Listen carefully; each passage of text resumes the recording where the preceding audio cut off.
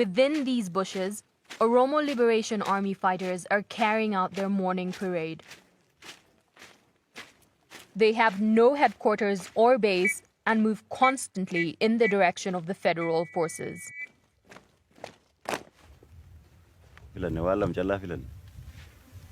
Sagli tokko baasne gidduu kan keenye sagliin sadi weerara dhufe waan kana hojjennaa jechuun mallattoo lama baafannaa durattiif duubatti battala waan sadi callaa.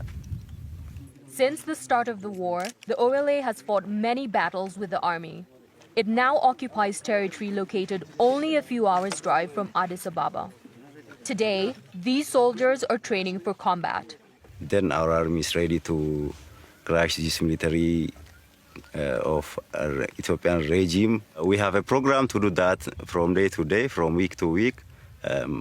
In a month, we have a plan to do the practice, and also we do something on the field rather than practice always. The men enlisted by the OLA are not professional fighters. Some were students, others were working.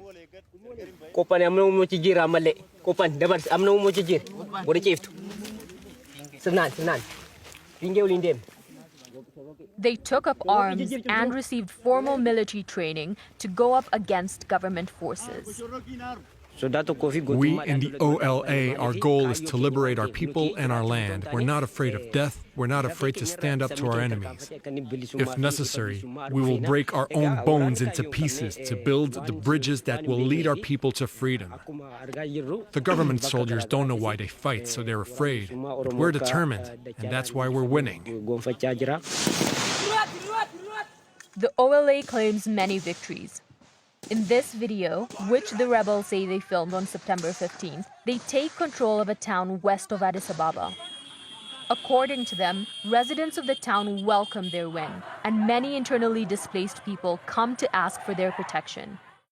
Other civilians opted to leave and took refuge further south, on the other side of the border in Kenya. 100 families live in this makeshift camp. They left everything when the army invaded their village. They explained that the military killed one of their own and were planning to execute some men in the village. They told us this boy wasn't going to be the only one killed, that they had a list of 17 men who were going to be executed. So we were very scared.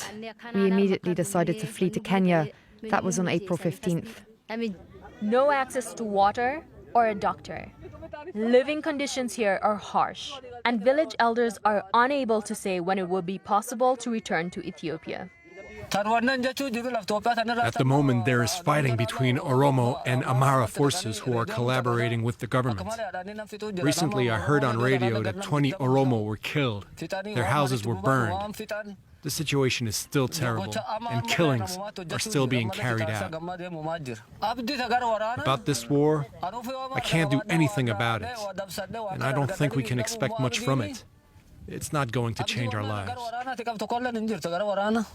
While he remains doubtful, OLA soldiers say they're fighting for civilians. They want to help the people they consider oppressed by Prime Minister Abiy Ahmed's government. They steal our property. They rape women, even pregnant women who end up losing their babies. Parents and their children are killed in front of each other. I am fighting with the OLA to free the Oromo people and stop the violation of our rights. I have given up on my comforts, left my home, and I am ready to die to liberate my people. Off to the side, the group's leaders discuss their next plan of action. The second-in-command predicts that the rebels will topple the government soon. We want to bring down this murderous regime, along with other people whose rights are being violated, like the Tigrayans and other tribes in Ethiopia. We will unite and form a transitional government that will take care of all the people who have been oppressed.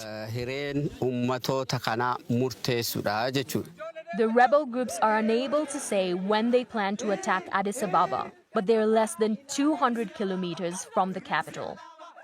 To suppress them, the Prime Minister declared that he's leading troops to the front line.